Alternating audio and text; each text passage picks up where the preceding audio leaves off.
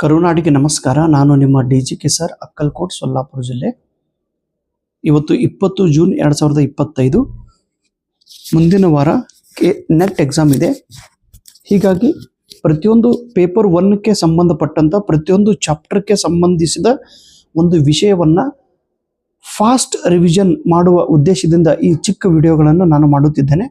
ದಯವಿಟ್ಟು ಎಕ್ಸಾಮ್ಗೆ ಹೋಗೋಕ್ಕಿಂತ ಮುಂಚೆ ಒಂದು ಬಾರಿ ಈ ಕಂಪ್ಲೀಟ್ ರಿವಿಷನ್ ತಾವೆಲ್ಲರೂ ಮಾಡಿಕೊಂಡು ಹೋಗಬೇಕು. ರಿವಿಷನ್ ಮಾಡಿದಾಗ ನಿಮಗೆ ಒಂದು ಕಾನ್ಫಿಡೆನ್ಸ್ ಬೆಳೆಯುತ್ತದೆ. ಕಾನ್ಫಿಡೆನ್ಸ್ ಬಂದಾಗ ನಾವು ತುಂಬ ಚೆನ್ನಾಗಿ ಪೇಪರನ್ನು ಅಟೆಂಪ್ಟ್ ಮಾಡುತ್ತೇವೆ. ಸೊ ದಯವಿಟ್ಟು ಈ ಒಂದು ರಿವಿಷನ್ ವಿಡಿಯೋವನ್ನು ತಾವೆಲ್ಲರೂ ನೋಡಿ ಇದರಲ್ಲಿ ಹೇಳಿದ ಪಾಯಿಂಟ್ಸ್ಗಳನ್ನು ನೆನಪಿನಲ್ಲಿ ಇಟ್ಟುಕೊಳ್ಳಲು ಪ್ರಯತ್ನ ಮಾಡಬೇಕು. ಬೋಧನೆ, ಟೀಚಿಂಗ್ ಆಪ್ಟಿಟ್ಯೂಡ್.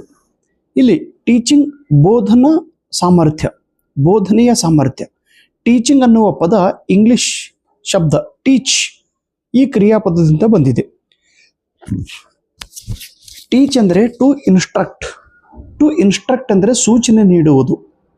ಆಪ್ಟಿಟ್ಯೂಡ್ ಅಂದರೆ ಕೌಶಲ್ಯ, ಆಪ್ಟಿಟ್ಯೂಡ್ ಅಂದರೆ ಸಾಮರ್ಥ್ಯ, ಆಪ್ಟಿಟ್ಯೂಡ್ ಅಂದರೆ ಒಂದು ಯೋಗ್ಯತೆ.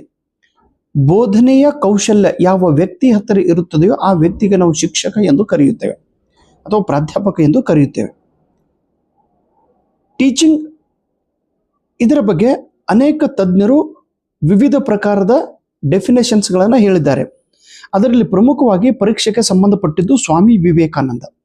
The manifestation of perfection, the manifestation of perfection which is already existed in the man is known as teaching.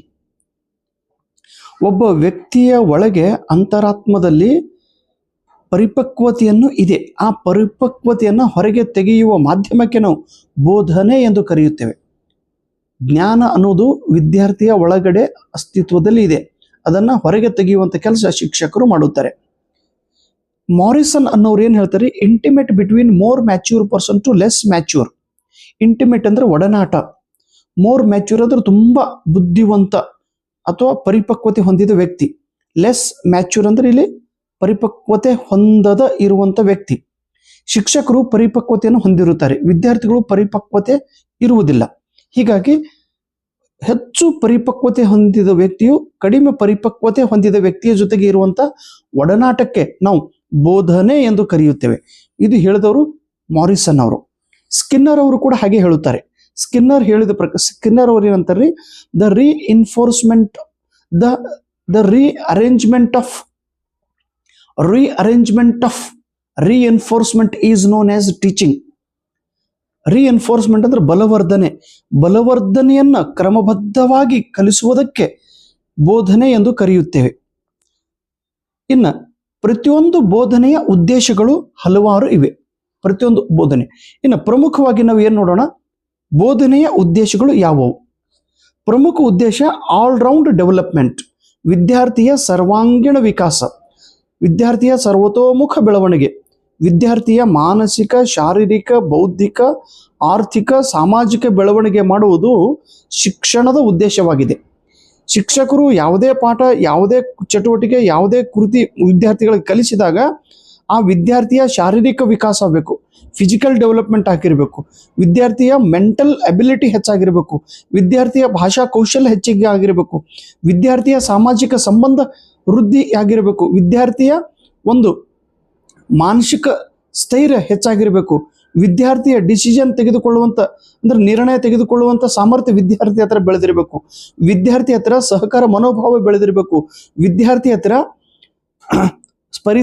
ಪರಿಸರ ಬಗ್ಗೆ ಕಾಳಜಿ ವಹಿಸುವಂಥ ಒಂದು ಭಾವನೆ ವಿದ್ಯಾರ್ಥಿ ಹತ್ರ ಬೆಳೆದಿರಬೇಕು, ಬಡವರಿಗೆ ನೋಡಿ ಕನಿಕರ ಪಡುವಂಥ ವಿದ್ಯಾರ್ಥಿ ಆಗಿರಬೇಕು, ವೈಜ್ಞಾನಿಕ ವಿಚಾರಗಳು ಹೊಂದಿರುವ ವ್ಯಕ್ತಿ ಆ ವಿದ್ಯಾರ್ಥಿ ಆಗಿರಬೇಕು. ಹೀಗೆ ವಿದ್ಯಾರ್ಥಿಯ ಆಲ್ರೌಂಡ್ ಡೆವಲಪ್ಮೆಂಟ್ ಆಗಲೇಬೇಕು ಎಂಬ ಉದ್ದೇಶ ಟೀಚಿಂಗ್ದು ಇರುತ್ತದೆ. ಹೀಗಾಗಿ ಇದು ಬೋಧನೆಯ ಉದ್ದೇಶಗಳಾಗಿವೆ. ಇನ್ನು ಬೋಧನೆ ಮಾಡುವಾಗ 3 ಮಟ್ಟದಲ್ಲಿ ಶಿಕ್ಷಕರು ವಿದ್ಯಾರ್ಥಿಗಳಿಗೆ ಕಲಿಸುತ್ತಾರೆ. ಇನ್ನು ಪ್ರಶ್ನೆ ಹಿಂಗೆ ಕೇಳ್ತಾರೆ, ಉನ್ನತ ಶಿಕ್ಷಣದಲ್ಲಿ ಬೋಧನೆಯ ಪ್ರಮುಖ ಉದ್ದೇಶ ಯಾವುದು? ಈಗ ಹೈಯರ್ ಎಜುಕೇಶನ್ ಒಳಗೆ ವಿದ್ಯಾರ್ಥಿಗಳು ಸೆಲ್ಫ್ ಡಿಸಿಷನ್ ತೆಗೆದುಕೊಳ್ಳಬೇಕು, ಲೈಫ್ ಓರಿಯೆಂಟೆಡ್ ಡಿಸಿಷನ್ ತೆಗೆದುಕೊಳ್ಳಬೇಕು, ಒಂದು ಪ್ರಾಬ್ಲಮ್ ಅನ್ನ ಸಾಲ್ವ್ ಮಾಡುವಂತ ಸಾಮರ್ಥ್ಯ ವಿದ್ಯಾರ್ಥಿ ಹತ್ರ ಬೆಳೆದಿರಬೇಕು. ಇದು ಉನ್ನತ ಶಿಕ್ಷಣದಲ್ಲಿ ಉನ್ನತ ಶಿಕ್ಷಣಕ್ಕೆ ಸಂಬಂಧಿಸಿದ ಬೋಧನೆಯ ಉದ್ದೇಶವಾಗಿದೆ. ಇನ್ನು ಲೆವೆಲ್ಸ್, ಬೋಧನೆಯ ಮಟ್ಟಗಳು 3 ಇವೆ. ಮೊದಲನೇದು ಮೆಮರಿ ಲೆವೆಲ್ ಟೀಚಿಂಗ್, ಎರಡನೇದು ಅಂಡರ್ಸ್ಟ್ಯಾಂಡಿಂಗ್ ಲೆವೆಲ್ ಟೀಚಿಂಗ್, ಮೂರನೇದು reflective level teaching.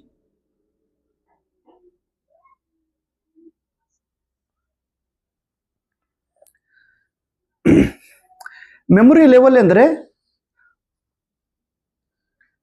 Memory level ಅಂತ ನಾವು ಕರಿತೀವಿ. ಮೆಮೊರಿ, ಶಿಕ್ಷಕರು ವಿಷಯ ಜ್ಞಾನವನ್ನ ಮಕ್ಕಳಿಗೆ ತಿಳಿಸಿಕೊಟ್ಟಾಗ, ಹೇಳಿಕೊಟ್ಟಾಗ, ಎಕ್ಸ್ಪ್ಲೇನ್ ಮಾಡಿದಾಗ ವಿದ್ಯಾರ್ಥಿಗಳು ಅದನ್ನ ಕೇವಲ ಕೇಳಿ ತಲೆಯಲ್ಲಿ ಇಡುತ್ತಾರೆ. ಆ ವಿಷಯವನ್ನು ತಿಳಿದುಕೊಳ್ಳುವುದಿಲ್ಲ ಅಥವಾ ಅವರಿಗೆ ತಿಳಿಯುವುದಿಲ್ಲ. ಕೇವಲ ಕಂಠಪಾಠ ಮಾತ್ರ ಮಾಡುತ್ತಾರೆ.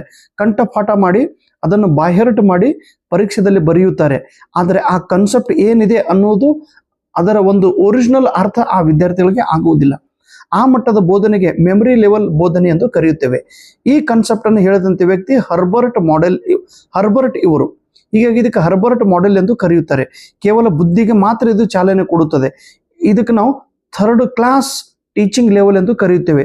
ಇದು ಉಪಯೋಗ ಇಲ್ಲದ ಟೀಚಿಂಗ್ ಲೆವೆಲ್ ಎಂದು ಕರೆಯುತ್ತೇವೆ. ಇಲ್ಲಿವರೆಗೆ ಮೆಮರಿ ಲೆವೆಲ್ ಟೀಚಿಂಗ್ ಅನ್ನೇ ಎಲ್ಲ ಶಿಕ್ಷಕರು ಬಳಸಿದ್ದಾರೆ. ಇನ್ನು ಎರಡನೇದು ಅಂಡರ್ಸ್ಟ್ಯಾಂಡಿಂಗ್ ಲೆವೆಲ್ ಆಫ್ ಟೀಚಿಂಗ್. ಶಿಕ್ಷಕರು ವಿಷಯ ಜ್ಞಾನವನ್ನ ವಿದ್ಯಾರ್ಥಿಗಳಿಗೆ ತಿಳಿಸಿದಾಗ ವಿದ್ಯಾರ್ಥಿಗಳು ಅದನ್ನ ಕೇಳುತ್ತಾರೆ, ಆ ಕಾನ್ಸೆಪ್ಟ್ ಅನ್ನ ಅರ್ಥ ಮಾಡಿಕೊಳ್ಳುತ್ತಾರೆ. ಕೇವಲ ಅರ್ಥ ಮಾಡಿಕೊಳ್ಳುತ್ತಾರೆ ಮತ್ತು ಅದು ಪರೀಕ್ಷೆಯಲ್ಲಿ ಬರೆಯುತ್ತಾರೆ. ಆದರೆ ನಿಜ ಜೀವನದೊಳಗೆ ಅವರು ಕಲಿತಂತ ಅಭ್ಯಾಸ, ಅವರು ಕಲಿತಂತ ವಿಷಯ ಜ್ಞಾನ, ಅವರು ಕಲಿತಂತ ಕೌಶಲ್ಯ ತಮ್ಮ ನಿಜ ಜೀವನದೊಳಗೆ ಅವರು ಉಪಯೋಗ ಮಾಡುವುದಿಲ್ಲ. ಇದಕ್ಕೆ ಕೇವಲ ಅಂಡರ್ಸ್ಟ್ಯಾಂಡಿಂಗ್ ಲೆವೆಲ್ ಎಂದು ಕರೆಯುತ್ತಾರೆ. ಇದು ಎರಡನೆಯ ಮಟ್ಟದ ಬೋಧನೆಯಾಗಿದೆ. ಈ ಅಂಡರ್ಸ್ಟ್ಯಾಂಡಿಂಗ್ ಲೆವೆಲ್ ಟೀಚಿಂಗ್ ಅನ್ನು ಹೇಳಿದವರು ಮಾರಿಸನ್ ಇವರು, ನೆನಪಿಡ್ರಿ. ಮೂರನೇದು ರಿಫ್ಲೆಕ್ಟಿವ್ ಲೆವೆಲ್ ಆಫ್ ಟೀಚಿಂಗ್. ಶಿಕ್ಷಕರು ವಿದ್ಯಾರ್ಥಿಗಳಿಗೆ ವಿಷಯ ಜ್ಞಾನವನ್ನು ಕಲಿಸಿದಾಗ ವಿದ್ಯಾರ್ಥಿಗಳು ಅದನ್ನ ಕೇಳುತ್ತಾರೆ, ಅದನ್ನ ಅರ್ಥ ಮಾಡಿಕೊಳ್ಳುತ್ತಾರೆ, ಪರೀಕ್ಷೆಯಲ್ಲಿ ಬರೆಯುತ್ತಾರೆ, ಪರೀಕ್ಷೆ ಪಾಸ್ ಆಗುತ್ತಾರೆ. ನಂತರ ಅವರು ಕಲಿತಂತ ವಿಷಯ ಜ್ಞಾನವನ್ನು ಅವರ ನಿಜ ಜೀವನದಲ್ಲಿ ಉಪಯೋಗ ಮಾಡಿ ಆ ಜ್ಞಾನವನ್ನು ತಮ್ಮ ಲೈಫಲ್ಲಿ ಅವರು ಉಪಯೋಗ ಮಾಡುತ್ತಾರೆ. ಪ್ರಾಕ್ಟಿಕಲ್ ಆಗಿ ಆ ಕಾನ್ಸೆಪ್ಟ್ ಅನ್ನ ಹೆಲ್ಪ್ ತೆಗೆದುಕೊಳ್ಳುತ್ತಾರೆ. ಒಂದು ಡಿಸಿಷನ್ ಅನ್ನ ತೆಗೆದುಕೊಳ್ಳುವಾಗ ಅವರು ಕಲಿತಂತ ಜ್ಞಾನ ಅವ್ರಿಗೆ ರಿಯಲ್ ಲೈಫ್ ಅಲ್ಲಿ ಉಪಯೋಗವಾಗುತ್ತದೆ. ರಿಫ್ಲೆಕ್ಟ್ ಅಂದ್ರೆ ಪ್ರತಿಫಲನ. ಕಲಿತಿದ ಜ್ಞಾನ ವಿದ್ಯಾರ್ಥಿಗಳಿಗೆ ನಿಜ ಜೀವನದಲ್ಲಿ ಉಪಯೋಗ ಮಾಡಲು ಬರಬೇಕು.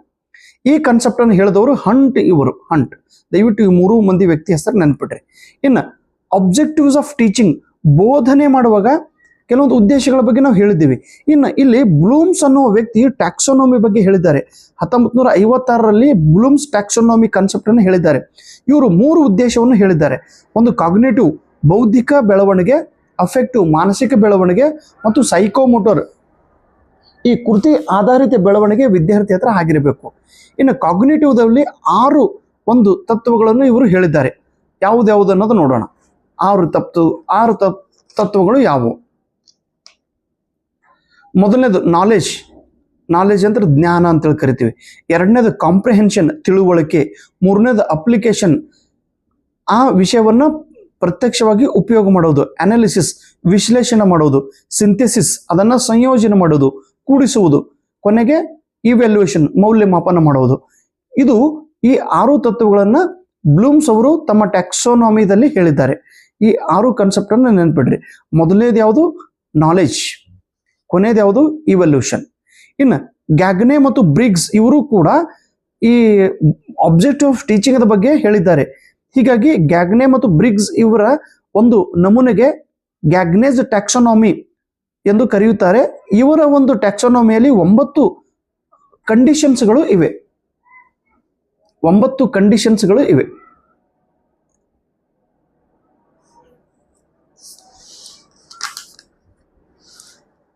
ಇನ್ನು ಕ್ಯಾರೆಕ್ಟರಿಸ್ಟಿಕ್ ಆಫ್ ಟೀಚಿಂಗ್ ಅಂತ ಹೇಳಿ ಕರಿತೀವಿ. ಬೋಧನೆಯ ವೈಶಿಷ್ಟ್ಯಗಳು ಯಾವುವು? ಪ್ರತಿಯೊಂದು ಬೋಧನೆಯು ಡೈನಮಿಕ್ ದಿಂದ ಕೂಡಿರಬೇಕು. ಡೈನಮಿಕ್ ಅಂದ್ರೆ ನಾವೇನು ಕರಿತೀವಿ? ಫುಲ್ ಆಕ್ಟಿವ್, ಎನರ್ಜೆಟಿಕ್, ಫುಲ್ ಶಕ್ತಿಶಾಲಿಯಾಗಿ ಕೂಡಿರಬೇಕು ಬೋಧನೆ. ಇದರಲ್ಲಿ ಶಿಕ್ಷಕರು ಕೂಡ ಸಕ್ರಿಯವಾಗಿರಬೇಕು, ವಿದ್ಯಾರ್ಥಿ ಕೂಡ ಸಕ್ರಿಯರಾಗಿ ಭಾಗಿಯಾಗಬೇಕು ಬೋಧನೆಯ ಪ್ರಕ್ರಿಯೆಯಲ್ಲಿ. ಬೋಧನೆಯು ಇದು ಸೈಂಟಿಫಿಕ್ ಆಧಾರದಲ್ಲಿ ಇರುತ್ತದೆ. ಸೈಂಟಿಫಿಕ್. ಬೋಧನೆ ಇದು ಒಂದು ಕಲೆಯಾಗಿದೆ, ಆರ್ಟ್ ಆಗಿದೆ. ಬೋಧನೆ ಇದು ಒಂದು ಅಪ್ಲಿಕೇಶನ್ ಆಗಿದೆ. ಶಿಕ್ಷಕರು ವಿಷಯ ಜ್ಞಾನವನ್ನು ಮಕ್ಕಳಿಗೆ ಕಲಿಸಿದಾಗ ಆ ಕೃತಿಯು ವಿದ್ಯಾರ್ಥಿಗಳು ತಮ್ಮ ನಿಜ ಜೀವನದಲ್ಲಿ ಉಪಯೋಗ ಮಾಡುತ್ತಾರೆ, ಅಪ್ಲೈ ಮಾಡುತ್ತಾರೆ. ಮತ್ತು ಪ್ರತಿಯೊಂದು ಬೋಧನೆಯು ಆಕ್ಟಿವಿಟಿ ಬೇಸ್ಡ್ ಕೃತಿ ಆಧಾರಿತವಾಗಿರಬೇಕು. ಅಂದಾಗ ಅದಕ್ಕೆ ನಾವು ಟೀಚಿಂಗ್ ಅಂತೇಳಿ ಕರಿತೀವಿ. ಟೀಚಿಂಗ್ ಇದು ಒಂದು ಪ್ರೊಸೆಸ್ ಆಗಿದೆ.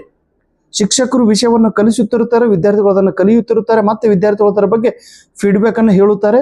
This is a continuous process. ಇದರಲ್ಲಿ ಕಂಟಿನ್ಯೂಸ್ ಮತ್ತು ಇಂಟರಾಕ್ಟಿವ್ ಘಟಕಗಳು ಬರುತ್ತವೆ. ನೋಡ್ರಿ, ಒಂದೇ ದಿವಸದೊಳಗೆ ವಿದ್ಯಾರ್ಥಿಗಳಿಗೆ ಒಂದು ಕಾನ್ಸೆಪ್ಟ್ ಕಲಿಸಿದ್ರೆ ಅರ್ಥ ಆಗುವುದಿಲ್ಲ.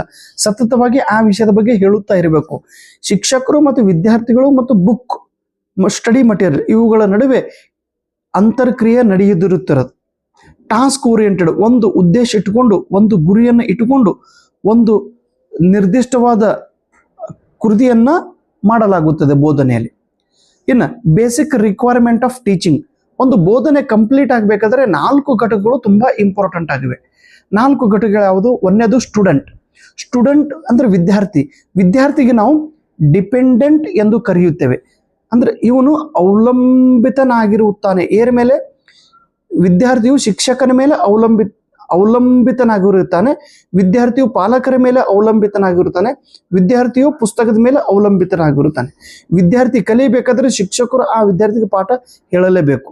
ಇನ್ನು NEP 2020 ಪ್ರಕಾರ, ನ್ಯಾಷನಲ್ ಎಜುಕೇಶನ್ ಪಾಲಿಸಿ 2020 ಪ್ರಕಾರ ವಿದ್ಯಾರ್ಥಿಗಳಿಗೆ ಕನ್ಸ್ಟ್ರಕ್ಟರ್ ಎಂದು ಕರೆಯುತ್ತಾರೆ. ಕನ್ಸ್ಟ್ರಕ್ಟರ್, ದಯವಿಟ್ಟು ನೆನಪಿಡ್ರಿ ಶಬ್ದ. ಕನ್ಸ್ಟ್ರಕ್ಟ್ ಅಂದ್ರೆ ರಚನೆಕಾರ ಅಥವಾ ನಿರ್ಮಿತಿಕಾರ. ಇಲ್ಲಿ ವಿದ್ಯಾರ್ಥಿಯು ಜ್ಞಾನವನ್ನು ರಚನೆ ಮಾಡುತ್ತಾನೆ. ವಿದ್ಯಾರ್ಥಿಯು ಜ್ಞಾನದ ಬಗ್ಗೆ, ಜ್ಞಾನದ ರಚನೆ, ಜ್ಞಾನದ ನಿರ್ಮಿತಿ, ಜ್ಞಾನದ ಒಂದು ದೊಡ್ಡ ಪ್ರಮಾಣದಲ್ಲಿ ಜ್ಞಾನದ ನಿರ್ಮಿತಿ ಮಾಡುವಂತ ವ್ಯಕ್ತಿ ಈ ವಿದ್ಯಾರ್ಥಿ ಆಗಿರುತ್ತಾನೆ. ಇವನಿಗೆ ನಾವು ಕನ್ಸ್ಟ್ರಕ್ಟರ್ ಎಂದು ಕರೆಯುತ್ತೇವೆ. ಪರೀಕ್ಷೆದೊಳಗೆ ಹೀಗೆ ಪ್ರಶ್ನೆ ಕೇಳುತ್ತಾರೆ. NEP 2020 ಪ್ರಕಾರ ವಿದ್ಯಾರ್ಥಿಗೆ ಈಗ ಏನೆಂದು ಕರೆಯುತ್ತಾರೆ? ಕನ್ಸ್ಟ್ರಕ್ಟರ್ ಎಂದು ಕರೆಯುತ್ತಾರೆ. ಇನ್ನು ಟೀಚರ್ ಅಂದ್ರೆ ಶಿಕ್ಷಕ. ಇವನಿಗೆ ನಾವು ಇಂಡಿಪೆಂಡೆಂಟ್ ಎಂದು ಕರೆಯುತ್ತೇವೆ.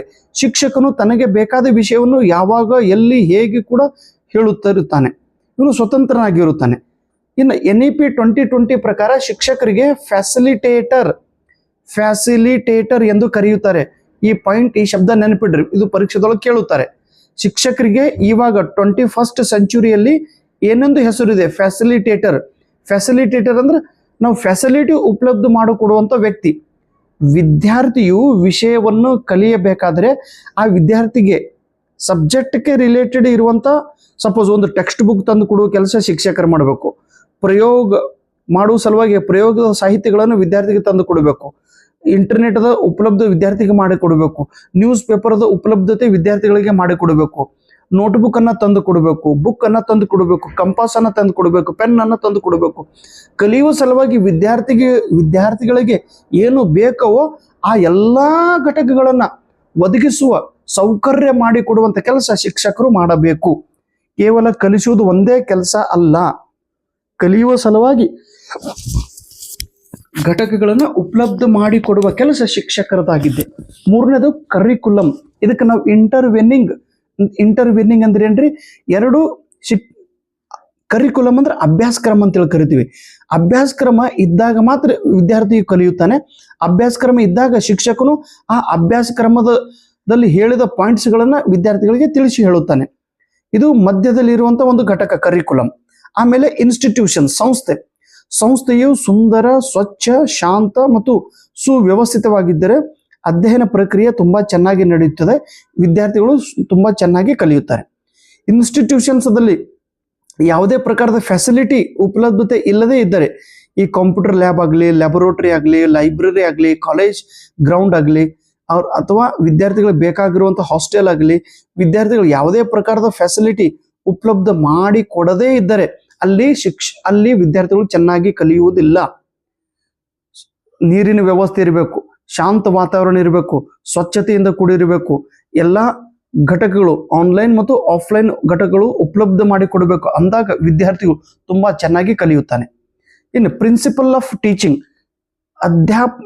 ಅಧ್ಯಾಪನದ ಅಥವಾ ಬೋಧನೆಯ ಒಂದು ತತ್ವಗಳು. ಉದಾಹರಣಾರ್ಥ ಮೋಟಿವೇಶನ್ ಅಂದ್ರೆ ಪ್ರೇರಣೆ. ಬೋಧನೆ ಕೇವಲ ಬೋಧನೆ ಆಗಿರಬಾರದು, ಇದು ಮೋಟಿವೇಶನದಿಂದ ಕೂಡಿರಬೇಕು, ಪ್ರೇರಣೆಯನ್ನ ಕೊಡುತ್ತಿರಬೇಕು. ವಿದ್ಯಾರ್ಥಿಗಳು ಕಲಿಯುವ ಸಲುವಾಗಿ ಪ್ರೇರಣೆಯನ್ನು ಕೊಡಬೇಕು. ನಾವು ಯಾವ ಶಿಕ್ಷಕರು ವಿದ್ಯಾರ್ಥಿಗಳಿಗೆ ಕಲಿಯುವ ಸಲುವಾಗಿ ಪ್ರೇರಣೆ ಕೊಡುತ್ತಾರೋ ಅವರು ನಿಜವಾದ ಶಿಕ್ಷಕರು, ಅವರು ಒರಿಜಿನಲ್ ಟೀಚರ್, ಅವರು NEP ಪ್ರಕಾರ ಟೀಚರ್ ಆಗಿ ಕೆಲಸ ಮಾಡಲು ಅರ್ಹತೆ ಹೊಂದಿರುತ್ತಾರೆ. ಇನ್ಸ್ಪೈರಿಂಗ್ ಟೀಚರ್ ಅಂತೇಳಿ ಕರಿತೀವಿ. ನಮ್ಮ ಶಿಕ್ಷಕರನ್ನು ನೋಡಿದ ತಕ್ಷಣ ನಮಗೆ ಕಲಿಯಬೇಕು ಎಂಬ ಭಾವನೆ ನಮ್ಮ ಮನುಷ್ಯನೊಳಗೆ ಬರಬೇಕು. ಪ್ರೇರಣೆಯನ್ನ ಕೊಡುವಂತ ಘಟಕ ಶಿಕ್ಷಕರು ಆಗಿರಬೇಕು. ಇದು ಪೇಪರ್ದೊಳಗೆ ಪ್ರಶ್ನೆ ಕೇಳ್ತಾರೆ ನೋಡ್ರಿ. ಎಂತ ಶಿಕ್ಷಕರನ್ನು ನೋಡಿ ನಾವು ಕಲಿಯುತ್ತೇವೆ? ಬುದ್ಧಿವಂತ ಶಿಕ್ಷಕ, ತುಂಬಾ ಸ್ಟ್ರಿಕ್ಟ್ ಇರುವಂತ ಶಿಕ್ಷಕ, ಅಥವಾ ಕಾಮಿಡಿ ಮಾಡುವಂತ ಶಿಕ್ಷಕ, ಅಥವಾ ಪ್ರೇರಣೆ ಕೊಡುವಂತ ಶಿಕ್ಷಕ? ಪ್ರೇರಣೆ ಕೊಡುವಂತ ಶಿಕ್ಷಕನಿಂದ ನಾವು ಹೆಚ್ಚು ಕಲಿಯುತ್ತೇವೆ. ಎರಡನೇದು ಆಕ್ಟಿವಿಟಿ. ಪ್ರತಿಯೊಂದು ಬೋಧನೆಯು ಆಕ್ಟಿವಿಟಿದಿಂದ, ಚಟುವಟಿಕೆ ಆಧಾರಿತವಾಗಿರಬೇಕು. ಅಂದಾಗ ಅದಕ್ಕೆ ನಾವು ಬೋಧನೆ ಎಂದು ಕರೆಯುತ್ತೇವೆ. ಪ್ರತಿಯೊಂದು ಬೋಧನೆಯು ಪ್ಲಾನಿಂಗ್ಗೆ ಸಾಥ್ ಇರಬೇಕು. ಸುಮ್ಮನೆ ಬಂದು ಯಾವುದೋ ಪಾಠ ಹೇಳದ ಮತ್ತೆ ಅಲ್ಲೇ ನಿಂದಿರಿಸೋದು, ಮತ್ತೆ ಇನ್ನೊಂದು ಬುಕ್ ತೆಗೆದು ಆ ಬುಕ್ದೊಳಗೆ ಯಾವುದೋ ಒಂದು ಚಾಪ್ಟರ್ ಕಲಿಸೋದು, ಹಾಗಲ್ಲ. ಒಂದೇ ಯೂನಿಟ್ ಕಲಿಸುವಾಗ, ಒಂದೇ ಯೂನಿಟ್ದೊಳಗೆ ಒಂದೇ ಚಾಪ್ಟರ್ ಕಲಿಸುವಾಗ ಅದನ್ನ ಪ್ಲಾನಿಂಗ್ ಮಾಡಬೇಕು. ಮೊದಲಿಗೆ ಇಂಟ್ರೊಡಕ್ಷನ್ ಹೇಳಬೇಕು, ಆಮೇಲೆ ಅದರ ಬಗ್ಗೆ ಸ್ವಲ್ಪ ಮಾಹಿತಿ ಹೇಳಬೇಕು, ಆಮೇಲೆ ಅದಕ್ಕೆ ಸಂಬಂಧಪಟ್ಟಂತ ಉದಾಹರಣೆಗಳನ್ನು ಹೇಳಬೇಕು, ಆಮೇಲೆ ಬುಕ್ದೊಳಗೆ ಹೇಳಿರುವಂತ ವಿಷಯದ ಬಗ್ಗೆ ವಿಶ್ಲೇಷಣೆ ಮಾಡಬೇಕು, ಆಮೇಲೆ ಮತ್ತೆ ರಿವಿಷನ್ ಮಾಡಬೇಕು, ಆಮೇಲೆ ಪರೀಕ್ಷೆಯನ್ನು ತೆಗೆದುಕೊಳ್ಬೇಕು. ಹೀಗೆ ಹಂತ ಹಂತವಾಗಿ ಬೋಧನೆ ಮಾಡುತ್ತಿದ್ದರೆ ಅದಕ್ಕೆ ನಾವು ಬೋಧನೆಯ ಒಂದು ತತ್ವ ಎಂದು ಕರೀತೇವೆ. ಪ್ಲಾನಿಂಗ್ ದಿಂದ ಕೂಡಿರಲೇಬೇಕು. ಓಕೆ, ಇನ್ನ ಎರಡನೇ ಸಬ್ ಪಾಯಿಂಟ್ ಇದರಲ್ಲಿ ಯಾವುದು ಬರ್ತೈತಿ? Learners characteristic of adolescent and adult learner. ದಯವಿಟ್ಟು ತುಂಬಾ ಇಂಪಾರ್ಟೆಂಟ್ ಈ ಎರಡನೇ ಸಬ್ ಚಾಪ್ಟರ್, ಇದನ್ನ ನೆನಪಿನಲ್ಲಿಡ್ರಿ. ಲರ್ನರ್ ಅಂದ್ರೆ ಯಾರು? ಜ್ಞಾನವನ್ನು ಕಲಿಯುವಂತ ವಿದ್ಯಾರ್ಥಿಗೆ ಲರ್ನರ್ ಎಂದು ಕರೆಯುತ್ತೇವೆ. ಇವನು ವಿಷಯವನ್ನು ತಿಳಿದುಕೊಳ್ಳುತ್ತಿರುತ್ತಾನೆ. ಲರ್ನಿಂಗ್ ಎಕ್ಸಾಕ್ಟ್ಲಿ ಕಲಿಕೆ ಅಂದ್ರೆ ಏನು? ಜಾಗೃತಿ ಪಡಿಸೋದು, ಅವೇರ್ನೆಸ್ ಹೆಚ್ಚಿಗೆ ಮಾಡೋದು. ವಿದ್ಯಾರ್ಥಿ ಹತ್ರ ಯಾವುದು ಒಳ್ಳೆಯದು, ಯಾವುದು ಕೆಟ್ಟದ್ದು, ಯಾವುದು ಸರಿ, ಯಾವುದು ತಪ್ಪು, ಯಾವುದು ವಿಜ್ಞಾನ ಆಧಾರಿತವಾಗಿದೆ, ಯಾವುದು ಅಂಧಶ್ರದ್ಧೆಯಿಂದ ಕೂಡಿದೆ, ಯಾವುದರಿಂದ ನನಗೆ, ನನ್ನ ಸಮಾಜಕ್ಕೆ, ನನ್ನ ದೇಶಕ್ಕೆ, ಜಗತ್ತಿಗೆ ಉಪಯೋಗ ಆಗುತ್ತದೆ, ಯಾವುದರಿಂದ ಕೆಟ್ಟ ಆಗುತ್ತದೆ ಅನ್ನುವ ತಿಳುವಳಿಕೆ ವಿದ್ಯಾರ್ಥಿ ಹತ್ರ ಇರಬೇಕು. ಅದಕ್ಕೆ ನಾವು ಲರ್ನಿಂಗ್ ಅಂತೇಳಿ ಕರಿತೀವಿ. ಇನ್ನು ಸ್ಕಿನ್ನರ್ ಅವ್ರು ಏನ್ ಹೇಳ್ತಾರ್ರಿ? ಲರ್ನಿಂಗ್ ಅಂದ್ರೆ ಏನು? Exactly learning is a process of progressive behaviour. Progressive ಅಂದ್ರೆ ಸಕಾರಾತ್ಮಕ ವರ್ತನೆ ವಿದ್ಯಾರ್ಥಿ ಹತ್ರ ಬದಲಾವಣೆ ಆಗಬೇಕು, ಅಂದಾಗ ಕಲಿಕೆ ಆಗಿದೆ. ಈಗ ನೋಡ್ರಿ, ನಾನು ಇವತ್ತು ನಾನು ಪಾಠ ಹೇಳ್ತೀನಿ, ನಾಳೆ ಮತ್ತೆ ನಿಮಗೆ ಪಾಠ ಹೇಳಿನಿ, ಮತ್ತೆ ನಾಡಿದ್ದು, ಹೀಗೆ ಒಂದು ತಿಂಗಳವರೆಗೆ ನಾನು ಕೇಸೆಟ್ ಬಗ್ಗೆ ನಿಮಗೆ ಮಾಹಿತಿ ಹೇಳಿದಾಗ ನಿಮ್ಮ ವರ್ತನೆಯಲ್ಲಿ ಬದಲಾವಣೆ ಆಗಿರಬೇಕು. ನೆಟ್ ಸೆಟ್ ಈ ವಿಚಾರ ಕುರಿತು ನಿಮ್ಮ ವಿಚಾರ ಬದಲಾವಣೆ ಆಗಿರಬೇಕು, ನಿಮ್ಮ ಒಂದು ನೋಡೋ ದೃಷ್ಟಿಕೋನ ಬದಲಾವಣೆ ಆಗಿರಬೇಕು. ನಿಮ್ಮ ವರ್ತನೆಯಲ್ಲಿ ಬದಲಾವಣೆ ಆದರೆ ಮಾತ್ರ ಅದಕ್ಕೆ ನಾವು ಪ್ರೊಸೆಸ್ ಆಫ್ ಪ್ರೋಗ್ರೆಸಿವ್ ಬಿಹೇವಿಯರ್ ಅಂತೇಳಿ ಕರಿತೀವಿ. ಎಷ್ಟು ಕಲಿಸಿದ್ರು, ನಾನು ಎಷ್ಟೇ ಕಲಿಸಿದ್ರು ನೀವು ಕಲೀಲೇ ಇಲ್ಲ, ನಿಮ್ಮ ಮನುಷ್ಯನೊಳಗೆ ಮತ್ತೆ ಕೇಸೆಟ್ ನೆಗೆಟಿವ್ ಐತಿ, ಕೇಸೆಟ್ ಹಾರ್ಡ್ ಇರ್ತೈತಿ, ಕೇಸೆಟ್ ರೊಕ್ಕ ಕೊಟ್ಟವ್ರಿಗೆ ಸರ್ಟಿಫಿಕೇಟ್ ಕೊಡ್ತಾಯಿರಿ, ಕೇಸೆಟ್ ಕ್ವಶನ್ ಪೇಪರ್ ಹೊಡಿತಾರ್ರಿ, ಲೀಕೇಜ್ ಆಗ್ತದ್ರಿ, ಭಾಳ ಹಾರ್ಡ್ ಇರ್ತೈತ್ರಿ, ಇಂಗ್ಲಿಷ್ ಮೀಡಿಯಮ್ದಾಗ ಕೇಳ್ತಾನ, ಗೊಳ್ಳು ಕೇಳ್ತಾನ, ಹಾರ್ಟ್ ಆಫ್ ಕೇಳ್ತಾನ, that is a negative. Skinner ಹೇಳಿದ್ದು learning is a process of progressive behaviour. Crow ಅನ್ನುವ ವ್ಯಕ್ತಿ ಕೂಡ ಲರ್ನಿಂಗ್ ಎಂದರೆ ಅಕ್ವಿಸಿಷನ್ ಆಫ್ ನಾಲೆಜ್, ಒಂದು ಜ್ಞಾನವನ್ನು ಪಡೆಯುವಂತ ಸಾಧನ. ಇನ್ನು ಪ್ರಿನ್ಸಿಪಲ್ ಆಫ್ ಲರ್ನಿಂಗ್ ತತ್ವ ಯಾವ್ಯಾವ ನೋಡ್ರಿ? ಕಲಿಕೆಯ ತತ್ವ ಒಂದು ರಿವಾರ್ಡ್ ಅಂದ್ರೆ ಬಹುಮಾನ. ಈಗ ನೀವೆಲ್ಲ ಕೇಸೆಟ್ ಓದ್ತಾ ಇದ್ರಿ, ನಿಮಗೆ ಯಾಕೆ ಓದ್ತಾ ಇದ್ರಿ ಹೇಳ್ರಿ? ಕೇಸೆಟ್ ಪರೀಕ್ಷೆ ಪಾಸ್ ಆದ ನಂತರ ಒಂದು ಕೇಸೆಟ್ ಸರ್ಟಿಫಿಕೇಟ್ ನಿಮ್ಮ ಕೈ ಒಳಗೆ ಕೊಡೋರು ಅದಾರ ಕರ್ನಾಟಕ ಸರ್ಕಾರ. ಕೇಸೆಟ್ ಸರ್ಟಿಫಿಕೇಟ್ ನಿಮ್ಗೆ ಸಿಕ್ಕಾಗ ನೌಕರಿ ಸಿಗುತ್ತದೆ. ಅಟ್ಲೀಸ್ಟ್ ಗೆಸ್ಟ್ ಲೆಕ್ಚರ್ ಆಗಿರಿ ನಾವು ನೌಕರಿ ಮಾಡ್ತೀವಿ, ಇದು ಒಂದು ಬಹುಮಾನ. ಪ್ರತಿಯೊಂದು ಕಲಿಕೆಯು ಬಹುಮಾನದಿಂದ ಕೂಡಿರುತ್ತದೆ. ನಾವು ಈ ಎಷ್ಟೋ ಸಲ ನಮ್ಮ ಮನೆಯೊಳಗಿನ ಶಾಂತಲಕ್ಷ್ಮಿ, ಅಮ್ಮ ಇಷ್ಟೆಲ್ಲ ನೀ ಸ್ಟಡಿ ಮಾಡಮ್ಮ, ನಿನಗೆ ಏನು ಬೇಕು ನಾ ತಂದು ಕೊಡ್ತೀನಿ ಅಂತೀವಿ. ಅಂದ ತಕ್ಷಣ ನಾವು ಸ್ಟಡಿ ಮಾಡ್ತೀನಿ ರೀ. ಇವನ್ ನಮ್ಮ ಸಮರ್ಥಗೂ ಹೇಳ್ತೀನಿ, ಅಣ್ಣ ಸ್ವಲ್ಪ ಸ್ಟಡಿ ಮಾಡು, ನಿನಗೆ ಬ್ಯಾಟ್ ತಂದು ಕೊಡ್ತೀನಿ. ಈ ರಿವಾರ್ಡ್ ಕೊಟ್ಟಾಗ ವಿದ್ಯಾರ್ಥಿಯು ಕಲಿಯುತ್ತಾನೆ. ಪ್ರಾಕ್ಟೀಸ್, ಯಾರು ಸತತವಾಗಿ ಪ್ರಾಕ್ಟೀಸ್ ಮಾಡುತ್ತಾರೋ ಆತನಿಗೆ ಅದು ಲರ್ನಿಂಗ್ ಅದ ಒಂದು ತತ್ವವಾಗಿದೆ. ಅಸೋಸಿಯೇಷನ್, ಮೊದಲು ಏನು ಕಲಿತಿರ್ತಾರೆ, ಆಮೇಲೆ ನಂತರ ಏನು ಕಲಿತಿರ್ತಾರೆ, ಎರಡೂ ಒಂದಕ್ಕೊಂದು ಜೋಡಿಸುವುದು, ಇದಕ್ಕೆ ಅಸೋಸಿಯೇಷನ್ ಅಂತೇಳಿ ಕರಿತೀವಿ. ಈ ತತ್ವದಿಂದ ವಿದ್ಯಾರ್ಥಿಯು ಕಲಿಯುತ್ತಿರುತ್ತಾನೆ. ಇನ್ನು ಲರ್ನರ್ ಅಂದ್ರೆ ವಿದ್ಯಾರ್ಥಿ ಹೇಗಿರ್ತಾನೆ ನೋಡ್ರಿ? ಕೆಲವೊಬ್ರು ವಿದ್ಯಾರ್ಥಿಗಳು ವಿಜುವಲ್, ಕಣ್ಣಿನಿಂದ ನೋಡಿ ಕಲಿಯುತ್ತಾರೆ. ಅವರಿಗೆ ವಿಡಿಯೋನ ತೋರಿಸ್ಬೇಕು, ಅವರಿಗೆ ಪ್ರತ್ಯಕ್ಷ ಸ್ಥಳ ತೋರಿಸಿ ಆ ಸ್ಥಳದ ಚಿತ್ರ ಆತನಿಗೆ ತೋರಿಸಿದಾಗ ಆ ವಿದ್ಯಾರ್ಥಿಯು ಹೆಚ್ಚಿಗೆ ಕಲಿಯುತ್ತಾನೆ. ಕೆಲವರು ವಿದ್ಯಾರ್ಥಿಗಳು ಕೈನೆಸ್ಥೆಟಿಕ್ ಆಗಿ ಅಂದ್ರೆ ಅವರು ಕೃತಿ ಮಾಡಿದಾಗ ಮಾತ್ರ ವಿದ್ಯಾರ್ಥಿಗಳು ಕಲಿಯುತ್ತಾರೆ. ಅವ್ರ ಬಾಡಿ ತುಂಬಾ ಸ್ಟ್ರಾಂಗ್ ಆಗಿರುತ್ತದೆ, ಬಾಡಿ ಮೂವ್ಮೆಂಟ್ ಹೆಚ್ಚಾಗಿರುತ್ತದೆ. ಕೈನೆಸ್ಟಿಕ್ ಇವರೆಲ್ಲ ಸ್ಪೋರ್ಟ್ಸ್ದೊಳಗೆ ನಂಬರ್ ಬರುವಂತ ವಿದ್ಯಾರ್ಥಿಗಳು. ಇವರು ಲಾಜಿಕ್, ಇವರು ಗಣಿತದೊಳಗೆ ಬುದ್ಧಿವಂತ ಇರುವಂತ ವಿದ್ಯಾರ್ಥಿಗಳು. ತಾರ್ಕಿಕ, ಆಡಿಟರಿ, ಇವರು ವಿಷಯಗಳನ್ನ ಕೇಳಿ ಕೇಳಿ ಅಂದ್ರೆ ಲಿಸ್ನಿಂಗ್ ಸ್ಕಿಲ್ ಇವ್ರ ಹತ್ರ ಜಾಸ್ತಿ ಇರುತ್ತದೆ. ಆಲಿಸಿ ಇವರು ಹಾಡುಗಳನ್ನ ಕೇಳಿ ಹಾಡನ್ನು ಹಾಡುತ್ತಾರೆ. ಮೋಟರ್ ಸ್ಕಿಲ್, ಕೌಶಲ್ಯ, ಈ ರೀತಿ ಈ ಘಟಕಗಳಿಂದ ವಿದ್ಯಾರ್ಥಿಯು ಕಲಿಯುತ್ತಿರುತ್ತಾನೆ. ಇನ್ನು ಅಡಲ್ಟ್ ಲರ್ನರ್, ಅಡೋಲ್ಸೆಂಟ್ ಲರ್ನರ್, ದಯವಿಟ್ಟು ನೆನ್ಪಿಡ್ರಿ, ಎರಡು ವಿದ್ಯಾರ್ಥಿಗಳದಾರ ಇಲ್ಲಿ. ಒಂದು ಅಡಲ್ಟ್ ಲರ್ನರ್, ಒಂದು ಅಡೋಲ್ಸೆಂಟ್ ಲರ್ನರ್. ಓಕೆ, ಎರಡು ಭಿನ್ನದವ್ರಿ.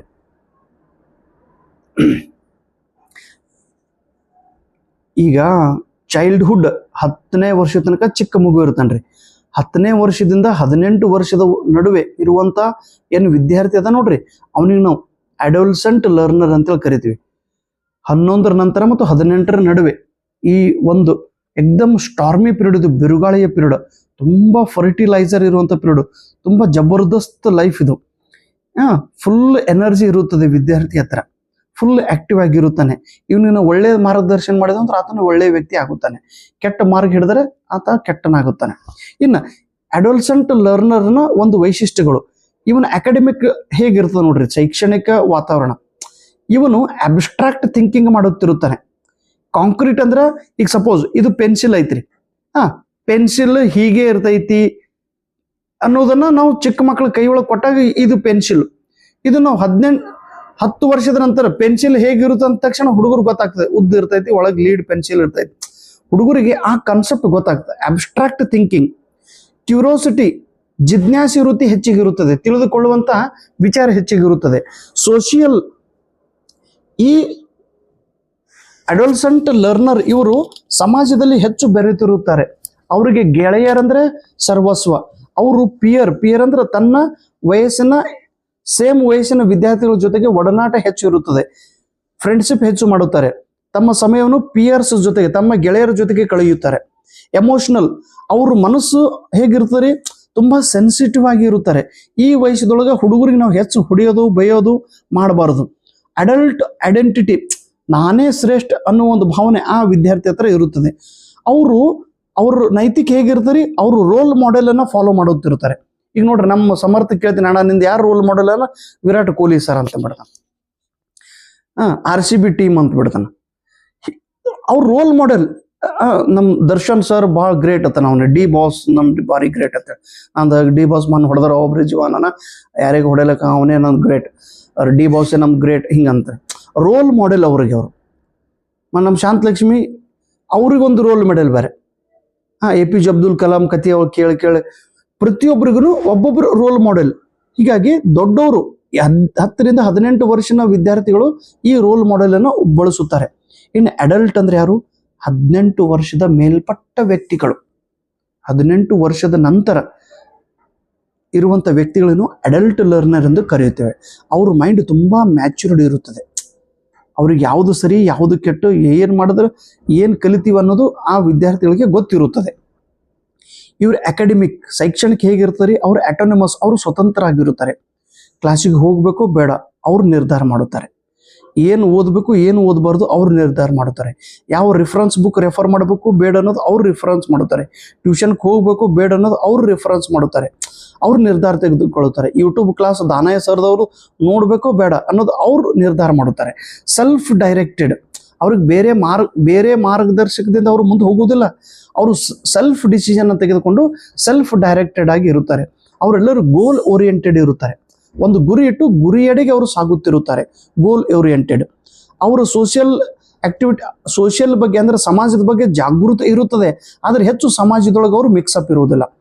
ಅವರ ಎಮೋಷನಲ್ ಭಾವನೆಗಳು ಹೇಗೆ, ಅವರು ಕರೆಕ್ಟ್ ಡಿಸಿಷನ್ನೇ ತೆಗೆದುಕೊಳ್ಳುತ್ತಾರೆ. ಇವ್ರು ಹಾಗಲ್ಲ. ಅಡೋಲ್ಸೆಂಟ್ ಇದ್ದವರು ಇವರು ಸೊಕ್ಕಿಲಿ ಒಮ್ಮೆ ಫಾಸ್ಟ್ ನಿರ್ಣಯ ತಗೊಂಡ್ಬಿಡ್ತಾರೆ. ಈಗ ತಿಳುವಳಿಕೆ ಇರಂಗಿಲ್ಲ ಅಡೋಲ್ಸೆಂಟ್ ಇದ್ದವ್ರಿಗೆ, ಇವ್ರಿಗೆ ತಿಳುವಳಿಕೆ ಜಾಸ್ತಿ ಇರುತ್ತದೆ. ಕಾಗ್ನಿಟಿವ್ ಅಂದ್ರೆ ಜ್ಞಾನ, ಮೆಂಟಲ್ ಮತ್ತು ಸೈಕಲಾಜಿಕಲಿ ಇವರು ತುಂಬಾ ಸಮರ್ಥರಾಗಿರುತ್ತಾರೆ. ಇನ್ನು ಇಬ್ರು ಮಂದಿ ಏನು ಡಿಫ್ರೆನ್ಸ್ ಅದ ನೋಡ್ರಿ, ಡಿಫ್ರೆನ್ಸ್ ಬಿಟ್ವೀನ್ ಅಡೋಲ್ಸೆಂಟ್ ಮತ್ತು ಅಡಲ್ಟ್. ಇವರು ಪರ್ಸನಲ್ ಐಡೆಂಟಿಟಿ, ನಾನೇ ಭಾರಿ, ನಾನೇ ತುಂಬ ಬುದ್ಧಿವಂತ ಇದ್ದೀನಿ, ನಾನೇ ತುಂಬ ಸ್ಮಾರ್ಟ್ ಇದ್ದೀನಿ, ಪರ್ಸನಲ್ ಐಡೆಂಟಿಟಿಗೆ ಹೆಚ್ಚು ಅವರು ಒತ್ತು ಕೊಡುತ್ತಾರೆ. ಸ್ಮಾರ್ಟ್ ಆಗಿ ಇರ್ಲಿಕ್ಕೆ ಅವರು ಪ್ರಯತ್ನ ಮಾಡುತ್ತಾರೆ ಹೆಚ್ಚು. ಈಗ ನೋಡ್ರಿ ನಮ್ಮ ಸಮರ್ಥ ಮಗ ಕರ್ರಗನ ಅದ್ರ ಮುಖಕ್ಕೆ ಪೌಡರ್ ಹಚ್ಚೋಕೆ ಪ್ರಯತ್ನ ಮಾಡತ್ತೆ, ಸ್ಮಾರ್ಟ್ ಆಗಿ ಪ್ರಯತ್ನ ಮಾಡ್ತಾ ಇದ್ದಾರೆ ಅವರು. ಪರ್ಸನಲ್ ಐಡೆಂಟಿಟಿ, ತುಂಬ ಆಕ್ಟಿವಿಟಿ, ಮುಂಜಾನೆಯಿಂದ ಸಂಜೆ ತನಕ ಆಟ ಆಟ ಆಟ ಆಡೋದು. ಇವರಿಗೆ ಟೀಚರ್ ಸಪೋರ್ಟ್ ಇದ್ದಾಗ ಮಾತ್ರ ಈ ವಿದ್ಯಾರ್ಥಿಗಳು ಕಲಿಯುತ್ತಾರೆ. 10 ರಿಂದ 18 ಇದ್ದವರು. ಅಡಲ್ಟ್ ಇದ್ದವ್ರು ಹಾಗಲ್ಲ, ಅವರು ಒಂದು ಡಿಸಿಪ್ಲಿನ್ ಲರ್ನರ್ ಆಗಿರುತ್ತಾರೆ. ಎಷ್ಟು ಸಮಯಕ್ಕೆ ಮುಂಜಾನೆ ಹೇಳಬೇಕು, ಎಷ್ಟು ಓದಬೇಕು, ಏನು ಓದಬೇಕು ಅನ್ನೋದು ಅವ್ರಿಗೆ ಒಂದು ಟೈಮ್ ಟೇಬಲ್ ಹಾಕಿ ಅವರು ಓದುತ್ತಿರುತ್ತಾರೆ. ಅವರಿಗೆ ಕಾನ್ಸೆಪ್ಟ್ ತಿಳಿಯುತ್ತದೆ, ಅಂಡರ್ಸ್ಟ್ಯಾಂಡಿಂಗ್ ಇರುತ್ತದೆ. ಅವರು ಇಂಡಿಪೆಂಡೆಂಟ್ ಆಗಿ ಕೆಲಸ ಮಾಡುತ್ತಾರೆ, ನಿರ್ಧಾರ ತೆಗೆದುಕೊಳ್ಳುತ್ತಾರೆ. ಇನ್ನು ಇಂಡಿವಿಜುವಲ್ ಡಿಫ್ರೆನ್ಸ್, ಪ್ರತಿಯೊಬ್ಬ ವಿದ್ಯಾರ್ಥಿಯು ಭಿನ್ನ ಭಿನ್ನವಾಗಿರುತ್ತಾನೆ. ಇಂಡಿವಿಜುವಲ್ ಡಿಫ್ರೆನ್ಸ್ ಅಂತ ಕರೆದೇವು, ವ್ಯಕ್ತಿಯ ಭಿನ್ನತೆ. ಒಬ್ಬ ವಿದ್ಯಾರ್ಥಿ ಹೈಟ್ ಎತ್ತರ ಇರ್ತಾನ್ರಿ, ಒಬ್ಬ ಗಿಡ್ಡ ಇರ್ತಾನ್ರಿ, ಒಬ್ಬ ಕರ್ರಗಿರ್ತಾನೆ, ಒಬ್ಬ ಭಾಳ ಬೆಳಗಿರ್ತಾನೆ, ಒಬ್ಬ ದಪ್ಪ ಇರ್ತಾನೆ, ಒಬ್ಬ ಸೊಟ್ಟ ಇರ್ತಾನೆ, ಒಬ್ಬ ತುಂಬ ಇಂಟ್ರೆಸ್ಟ್ ಅಭ್ಯಾಸದೊಳಗೆ ಇಂಟ್ರೆಸ್ಟ್ ಇರೋ, ಒಬ್ಬ ಫಿಲ್ಮ್ದೊಳಗೆ ಇಂಟ್ರೆಸ್ಟ್ ಇರೋ, ಒಬ್ಬ ಸಿನಿಮಾದೊಳಗೆ ಇಂಟ್ರೆಸ್ಟ್ ಇರೋ, ಒಬ್ಬ ಆಟದೊಳಗೆ ಇಂಟ್ರೆಸ್ಟ್ ಇರೋ, ಒಬ್ಬೊಂದು ಅಟಿಟ್ಯೂಡ್ ದೃಷ್ಟಿಕೋನ, ಒಬ್ಬೊಂದು ಪಾಸಿಟಿವ್ ಇರ್ತೈತಿ, ಒಬ್ಬೊಂದು ನೆಗೆಟಿವ್ ಇರ್ತೈತಿ, ಒಬ್ಬೊಂದು ಅರ್ಧ ಇರ್ತೈತಿ, ಒಂದೊಂದು ಹುಚ್ಚುಚ್ಚು ಇರ್ತಾವ್ರಿ. ಪ್ರತಿಯೊಬ್ಬರದ್ದು ಹ್ಯಾಬಿಟ್ ಬೇರೆ ಬೇರೆ ಆಗಿರ್ತದೆ. ಪ್ರತಿಯೊಬ್ಬ ವಿದ್ಯಾರ್ಥಿಯ ಬುದ್ಧಿವಂತಿಕೆ ಕೂಡ ಭಿನ್ನವಾಗಿರುತ್ತದೆ. ಕೆಲವೊಬ್ರು ತುಂಬಾ ಫಿಸಿಕಲಿ ಫಿಟ್ ಆಗಿರುತ್ತಾರೆ, ಕೆಲವೊಬ್ರು ತುಂಬಾ ಅಳ್ತಿರ್ತಾರೆ, ಒಬ್ರು ತುಂಬಾ ಬುದ್ಧಿವಂತರಿರ್ತಾರೆ. ಪ್ರತಿಯೊಬ್ಬ ವಿದ್ಯಾರ್ಥಿಯ ಒಂದು ರೇಸ್ ಜನಾಂಗ ಬೇರೆನೇ ಐತಿ. ಅವ್ರ ಆರ್ಥಿಕ ಸ್ಥಿತಿನೇ ಭಿನ್ನ ಇರುತ್ತೆ. ಒಬ್ರು ಶ್ರೀಮಂತ ವಿದ್ಯಾರ್ಥಿ, ಒಬ್ರು ತುಂಬಾ ಬಡವರು, ಒಬ್ರು ಅನಾಥರು, ಒಬ್ರು ಅಪ್ಪನೇ ಇರ್ತಾರೆ ಅಥವಾ ಅವ್ವರು ಇರ್ತಾರೆ, ಸಿಂಗಲ್ ಪ್ಯಾರೆಂಟ್ ಅಂತ ಕರಿತೀವಿ. ಅವ್ರ ಇಕನಾಮಿಕ್ಸ್ ಪರಿಸ್ಥಿತಿ ಭಿನ್ನವಾಗಿರುತ್ತದೆ, ಇಂಟ್ರೆಸ್ಟ್, ಹೀಗೆ ಈ ಎಲ್ಲಾ ಘಟಕಗಳಿಂದ ವಿದ್ಯಾರ್ಥಿಯು ಭಿನ್ನವಾಗಿರುತ್ತಾನೆ. ಹೀಗಾಗಿ ಆತನ ಕಲಿಕೆ ಕೂಡ ಭಿನ್ನವಾಗಿಯೇ ಇರುತ್ತದೆ. ಇನ್ನು ಹೆರಿಡಿಟಿ, ವಿದ್ಯಾರ್ಥಿ ಹತ್ರ ಭಿನ್ನತೆ ಇರುವ ಸಲುವಾಗಿ ಏನು ಪ್ರಮುಖ ಕಾರಣ? ಹೆರಿಡಿಟಿ, ವಂಶ. ಅವರಪ್ಪ ಬುದ್ಧಿವಂತ ಇದ್ದಂದ್ರೆ ಮಗನೂ ಬುದ್ಧಿವಂತ, ಅವ್ರಪ್ಪಗೆ BP ಇತ್ತಂದ್ರೆ ಮಗನಿಗೂ BP, ಅವ್ರಪ್ಪಗೆ ಶುಗರ್ ಇತ್ತಂದ್ರೆ ಮಗನಿಗೂ ಶುಗರ್, ಅವರಪ್ಪ ತುಂಬಾ ಹೈಟೆಡ್ ಇದ್ದಂದ್ರೆ ಮಗನೂ ಹೈಟೆಡ್ ಆಗಿರ್ತಾನೆ ನೋಡ್ರಿ. ಈಗ ಅಮಿತಾಬ್ ಬಚ್ಚನ್ ಸರ್ ಮಗ ಅಭಿಷೇಕ್ ಬಚ್ಚನ್ ಎಷ್ಟು ಹೈಟ್ ಅದನ್ರಿ? ಅಪ್ಪನೂ ಹೈಟ್ ಅದನ, ಮಗನೂ ಹೈಟ್. ಬುಡ್ ಇದ್ದಂದ್ರೆ ಮಗನೂ ಬುಡ್ಡನ್ನೇ ಹೊಡ್ತಾನ್ರಿ, ಮಗ ಕರ್ಗಿದ್ದ. ಮ್ಯಾಕ್ಸಿಮಮ್ ಹೆರಿಡಿಟಿ, ಏಜ್ ವ್ಯತ್ಯಾಸ ಇದ್ದ. ಈಗ ನೋಡ್ರಿ, ಪ್ರತಿಯೊಬ್ರು ಏಜ್ ವೈಸ್ ಸ್ವಲ್ಪ ಭಿನ್ನತೆ ಇರ್ತ. ಸ್ವಲ್ಪ ದೊಡ್ಡವ್ರಿಗೆ ಹೆಚ್ಚು ತಿಳಿತಾರೆ, ಸಣ್ಣವ್ರಿಗೆ ಚಿಕ್ಕ ತಿಳಿತಿರ್ತ ಹೇಳ್ತಿರ್ತಾರೆ.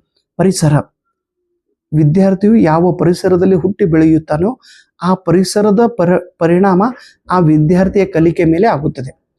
ಪರಿಸರ ಸ್ವಚ್ಛ ಸುಂದರ, ಎಲ್ಲರೂ ಎಜುಕೇಟೆಡ್, ಎಲ್ಲರೂ ನ್ಯೂಸ್ ಪೇಪರ್ ಓದೋರು, ಎಲ್ಲರೂ ಎಕ್ದಮ್ ಪಾಸಿಟಿವ್ ಆಗಿ ಮಾತಾಡೋರು, ಎಲ್ಲರೂ ಒಂದು ಕಲ್ಚರಲ್ ಪ್ರೋಗ್ರಾಮ್ ಅಟೆಂಡ್ ಮಾಡುವಂಥ ಒಂದು ಸಮಾಜ ಇತ್ತು ಅಂತಂದ್ರೆ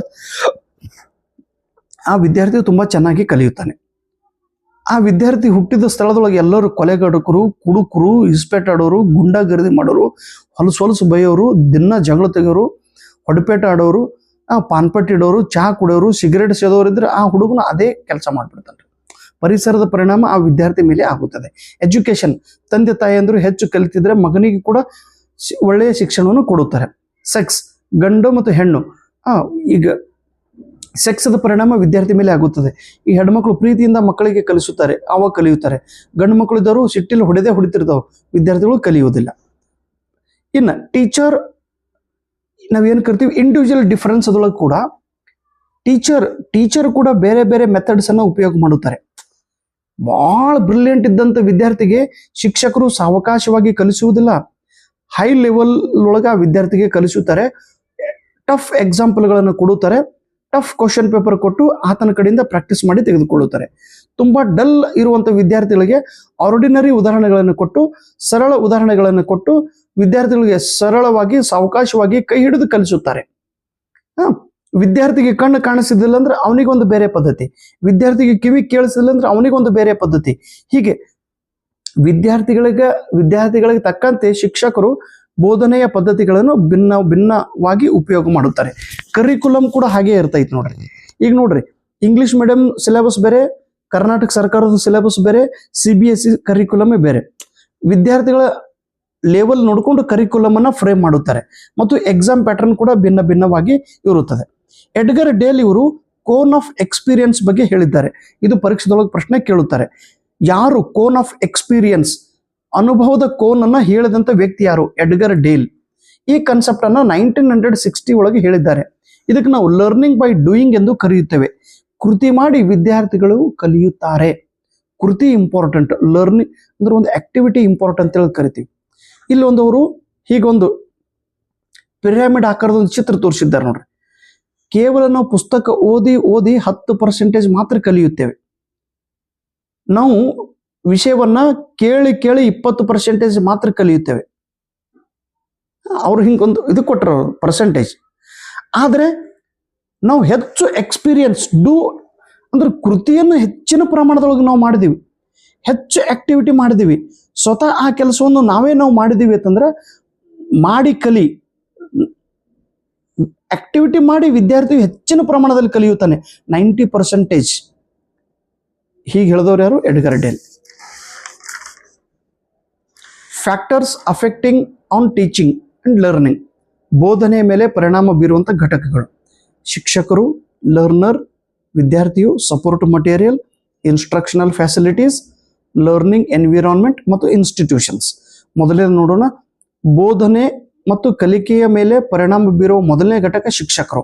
ಶಿಕ್ಷಕರ ಒಂದು ಅಟಿಟ್ಯೂಡ್, ದೃಷ್ಟಿಕೋನ ಸಕಾರಾತ್ಮಕವಾಗಿದ್ದರೆ, ಪಾಸಿಟಿವ್ ಆಗಿದ್ದರೆ, ಆ ಶಿಕ್ಷಕರಿಗೆ ಹೆಚ್ಚು ಪಗಾರ ಕೊಡುತ್ತಿದ್ದರೆ, ಸ್ಯಾಲ್ರಿ ಬರುತ್ತಿದ್ದರೆ, ಆತನ ಮನೆ ಪರಿಸ್ಥಿತಿ ಚೆನ್ನಾಗಿದ್ದರೆ, ಆತನ ಹೆಂಡತಿ ಚಲೋ ಅವನಿಗೆ ಟ್ರೀಟ್ಮೆಂಟ್ ಕೊಡ್ತಿದ್ರೆ ಅಂದ್ರೆ ಅವನು ಚಲೋ ಕಲಿಸುತ್ತಾನೆ. ದಿನ ಹೆಂಡತಿ ಬೆನ್ನ ಹತ್ತಿ ಹೊಡಿತಿದ್ರು ಸರ್ಗಂದ್ರೆ ಆತನು ಚೆನ್ನಾಗಿ ಕಲಿಸುವುದಿಲ್ಲ. ಅವನಿಗೆ ಹೆಡ್ ಮಾಸ್ಟರ್ ಸ್ಕೂಲ್ ಒಳಗೆ ಪಗಾರ ಪೇಮೆಂಟ್ ಸರಿಯಾಗಿ ಕೊಡ್ತಿದ್ದಿಲ್ಲ ಅಂದ್ರೆ ಆತನು ಸರಿಯಾಗಿ ಕಲಿಸುವುದಿಲ್ಲ.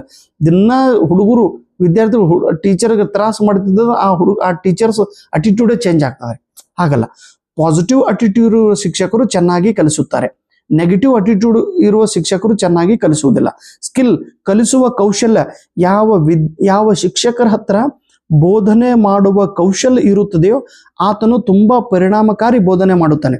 ಯಾವ ಶಿಕ್ಷಕರ ಹತ್ರ ಹೆಚ್ಚು ಜ್ಞಾನ ಇರುತ್ತದೆಯೋ ಆತನು ಹೆಚ್ಚು ಪರಿಣಾಮಕಾರಿ ಬೋಧನೆ ಮಾಡುತ್ತಾನೆ. ಯಾರ ಶಿಕ್ಷಕರ ಹತ್ರ ಕಲಿಸುವಂತ ಆಸಕ್ತಿ ಇದೆಯೋ ಆತನು ತುಂಬಾ ಪರಿಣಾಮಕಾರಿ ಬೋಧನೆ ಮಾಡುತ್ತಾನೆ. ಇಂಟ್ರೆಸ್ಟ್ ಇಲ್ಲ, ಹೋಲ್ಬಿಡ್ರಿ, ಏನ್ ಕಲಿಸಿದ್ರೆ ಅಟ್ಟೆ ಎಟ್ಟು ಕಲಿತಿರೂ ಸೆಟಿತಾವ, ಒಂದ್ ಜರ ನೋಡ್ರಿ ಕಲಿತಾವೇನಿಲ್ಲ. ನಾವು ಒಂದೊಂದು ಸರ್ಗಳು ಬೈತಿರ್ತಾವ್ರಿ.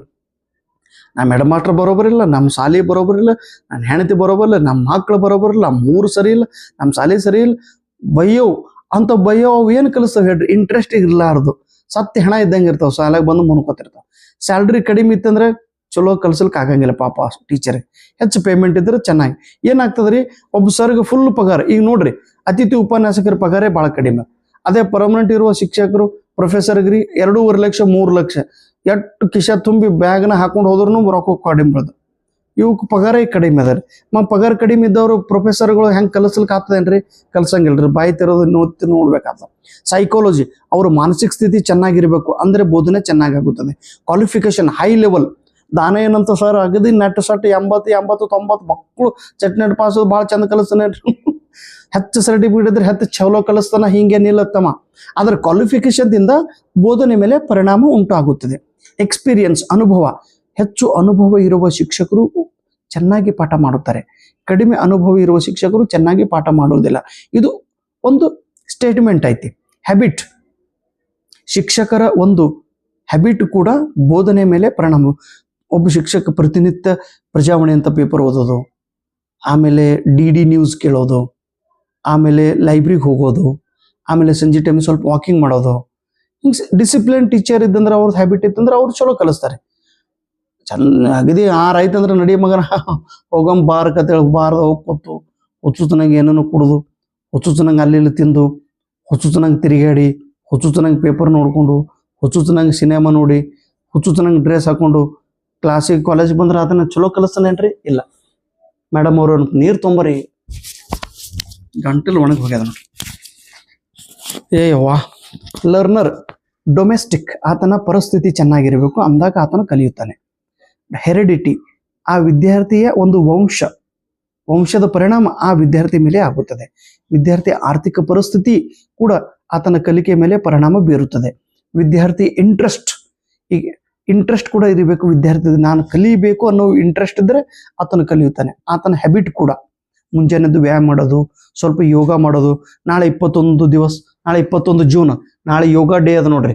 ಒಂದೇ ದಿನದಾಗ ಎದ್ದು ನಿಂತು ಫುಲ್ ಕೈ ಕಾಲ್ ಮ್ಯಾಗ ಕಾಲು ಹಾಕಿ ಕೂತು ವ್ಯಾಯಾಮ ಮಾಡ್ಕೊಂತ ಕೂತ್ರಿ ಅಂದ್ರೆ ಹಿಂಗೆ ಹೊಟ್ಟಿ ಒಳಗ ತೊಳೋದು ಮಾಡ್ರ ಕಿಡ್ನಿ ಹೊರಗೆ ಬಂದು ಬಿದ್ದಿತ್ತು. ಹಂಗೆ ಮಾಡ್ಬೇಡ್ರಿಪ್ಪ.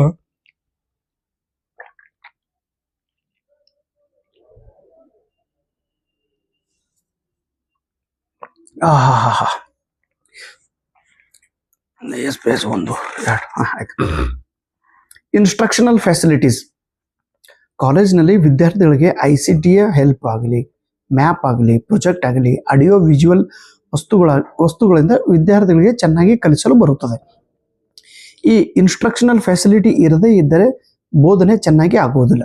ಎನ್ವಿರಾನ್ಮೆಂಟ್ ಶಾಂತ, ಸ್ವಚ್ಛ, ಸುಂದರ, ಹೆಚ್ಚು ಗಿಡಮರಗಳಿಂದ ಕೂಡಿದ ಭೂಭಾಗ ಇದ್ದರೆ ಆ ಪ್ರದೇಶದಲ್ಲಿ ಚೆನ್ನಾಗಿ ಅಧ್ಯಾಪನ ಬೋಧನೆ ಆಗುತ್ತದೆ. ಇನ್ಸ್ಟಿಟ್ಯೂಷನ್ಸ್ ಎಲ್ಲ ಪ್ರಕಾರದ ವ್ಯವಸ್ಥೆ ಆ ಸಂಸ್ಥೆಯೊಳಗಿದ್ರೆ ಬೋಧನೆ ಚೆನ್ನಾಗಿ ಆಗುತ್ತದೆ. ಇನ್ಸ್ಟಿಟ್ಯೂಷನ್ಸ್ ಅದೊಳಗೆ ಹುಡುಗರು ಕೂಡ್ಲಿಕ್ಕೆ ಡೆಕ್ಸೇ ಇರಲಿಲ್ಲ, ಬೋರ್ಡ್ ಇರಲಿಲ್ಲ, ಕಡು ಇರಲಿಲ್ಲ, ಚಾಕ್ ಪೀಸ್ ಇರಲಿಲ್ಲ ಅಂದ್ರೆ ಅದು ಬೋಧನೆ ಆಗ್ತದೇನ್ರಿ? ಕುಡ್ಲಿಕ್ಕೆ ನೀರು ಇರಲಿಲ್ಲ, ಬಾತ್ರೂಮ್ ಇರಲಿಲ್ಲ, ಅವೆಲ್ಲ ಸಮಸ್ಯೆಗಳದಾವ. Visual AIDS. ವಿಜುವಲ್ ಅಂದ್ರೆ ಈಗ ನಾವು ಕೆಲವೊಂದು ಟೀಚಿಂಗ್ ಏಡ್ಸ್ ಅಂತೇಳಿ ಕರಿತೀವಿ, ಬೋಧನೋಪಕರಣಗಳು.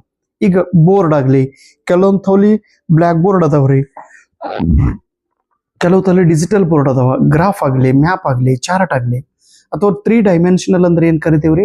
ಅದ್ರ ಹೈಟ್, ಎತ್ತರ ಮತ್ತು ವಿಡ್ತ್ ಮತ್ತು ಡೆಪ್ತ್ ಇದ್ದರೆ ಅದಕ್ಕೆ 3 ಡೈಮೆನ್ಷನ್ ಅಂತ ಕರಿತೀವಿ. ಇನ್ನು methods of teaching in institutions of higher learning. ಉನ್ನತ ಶಿಕ್ಷಣ ಪದ್ಧತಿಯಲ್ಲಿ ನಾವೇನು ಕರಿತೀವಿ? ಬೋಧನೆಯ ಪದ್ಧತಿಗಳು.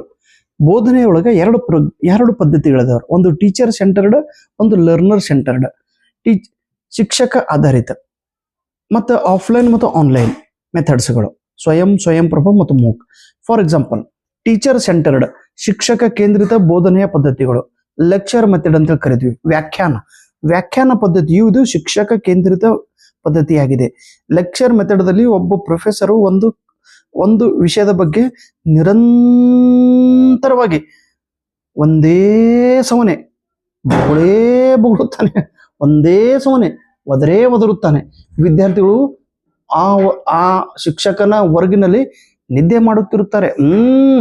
ಪಾಠ ಹೇಳ್ತಿರ್ತಾನೆ, ಸಾಕಪ್ಪ ಸಾಕಂದ್ರೂ ಬಿಡಂಗಿಲ್ಲ, ಒದರಿ ಹೇಳ್ತಿರ್ತಾನ್ರಿ. ಲೆಕ್ಚರ್ ಮೆಥಡ್ ಕಡಿಮೆ ಸಮಯದಲ್ಲಿ ಹೆಚ್ಚು ವಿಷಯವನ್ನು ಈತನು ಹೇಳುತ್ತಾನೆ.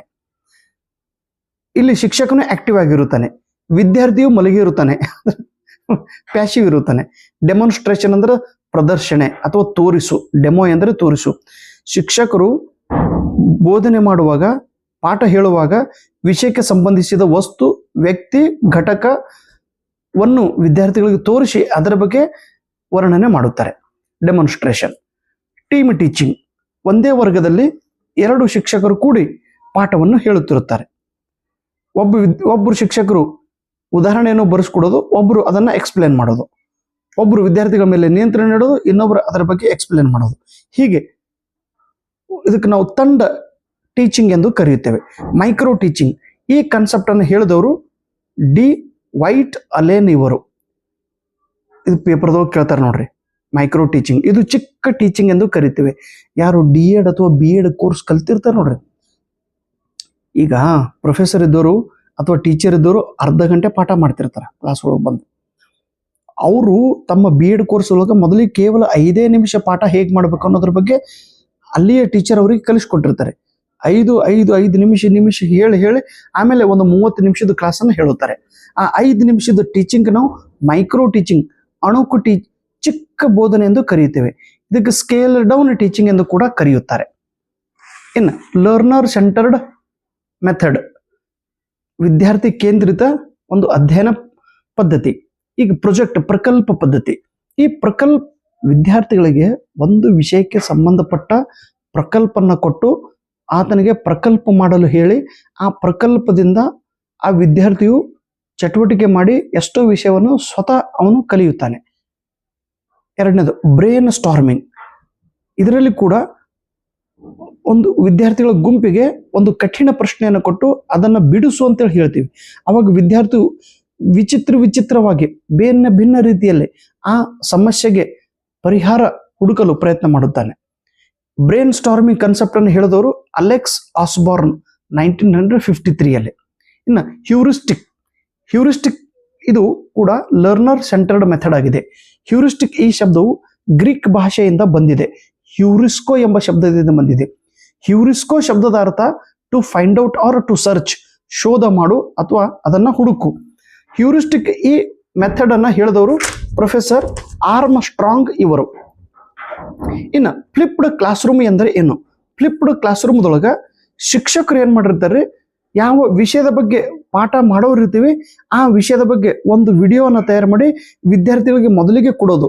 ತಮ್ಮ ಮನೆಯೊಳಗ ಈ ವಿಡಿಯೋನ ನೋಡು, ವಿಡಿಯೋನ ತಿಳ್ಕೊ, ವಿಡಿಯೋ ನೋಡಿದ ಮೇಲೆ ಆ ವಿಡಿಯೋದೊಳಗೆ ಏನ್ ತಿಳಿತೈತಿ ಏನ್ ತಿಳಿಯುವುದಿಲ್ಲ ನೋಟ್ಬುಕ್ದೊಳಗೆ ಬರೆದು ಮತ್ತೆ ನಾಳೆ ಕ್ಲಾಸ್ ರೂಮಿಗೆ ಬಂದು ನನಗೆ ಅದರ ಬಗ್ಗೆ ಪ್ರಶ್ನೆಯನ್ನ ಕೇಳೋದು.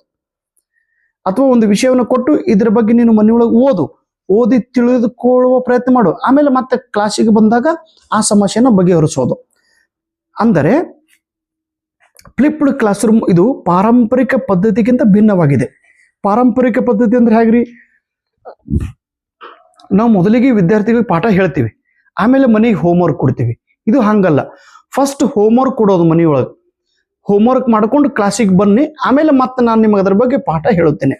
ಇದು ಫ್ಲಿಪ್ಡ್ ಕ್ಲಾಸ್ ರೂಮ್. ಕೈನೆಸ್ಥೆಟಿಕ್ ಅಂದ್ರೆ ಫಿಸಿಕಲ್ ಆಕ್ಟಿವಿಟಿ ಮೂಲಕ, ಕೃತಿಯ ಮೂಲಕ ಬೋಧನೆ ಮಾಡೋದು. ಮೈಂಡ್ ಮ್ಯಾಪ್ ಅನ್ನೋ ಕಾನ್ಸೆಪ್ಟ್ ಹೇಳಿದವರು ಟೋನಿ ಬಜಾನ್ ಇವರು. ಇಲ್ಲೊಂದು ಎಕ್ಸಾಂಪಲ್ ಹೇಳಿ ನೋಡ್ರಿ.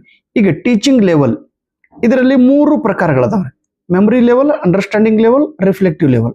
ಇನ್ನು ಮೆಮರಿ ಲೆವೆಲ್ ಹೇಳಿದವರು ಯಾರು?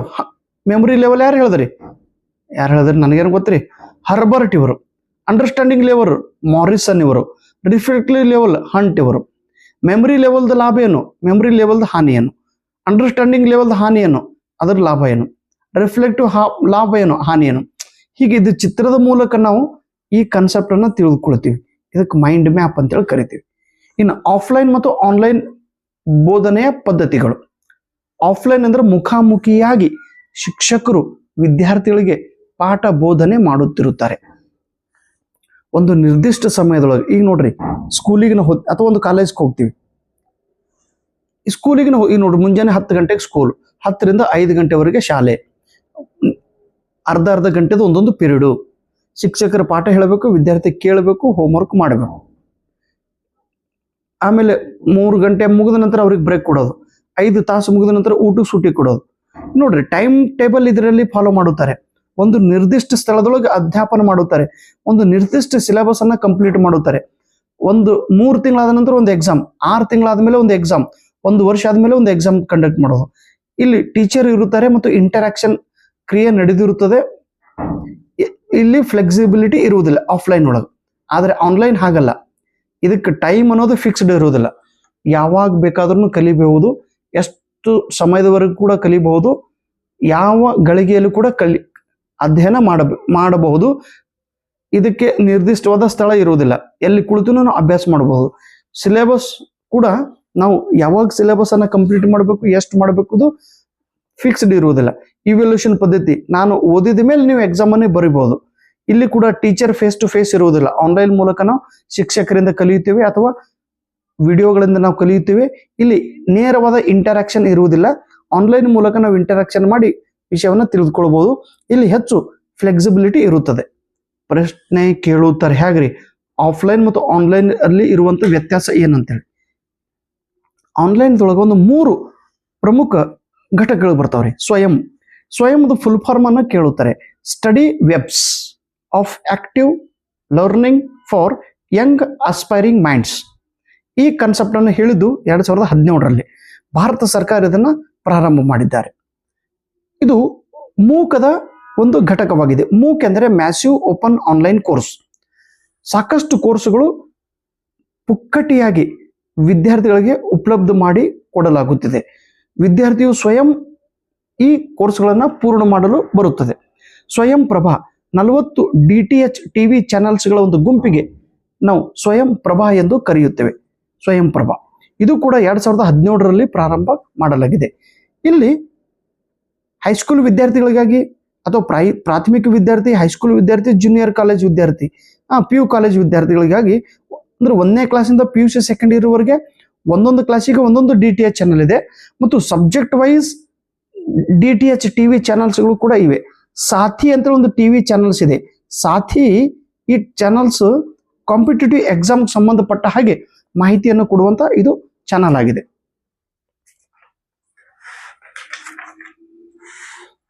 ನಾ ಎಷ್ಟ್ರಿ ನಾ ಒಂದೇ ಪೇಜ್ ಉಳಿದಪ್ಪ please. Teaching support system traditional, modern ಮತ್ತು ICT. ಮೊದಲನೇದು ಟ್ರೆಡಿಷನಲ್, ಪಾರಂಪರಿಕ ಪದ್ಧತಿಯಿಂದ ನಾವು ವಿದ್ಯಾರ್ಥಿಗಳಿಗೆ ಪಾಠ ಬೋಧನೆ ಮಾಡುತ್ತೇವೆ.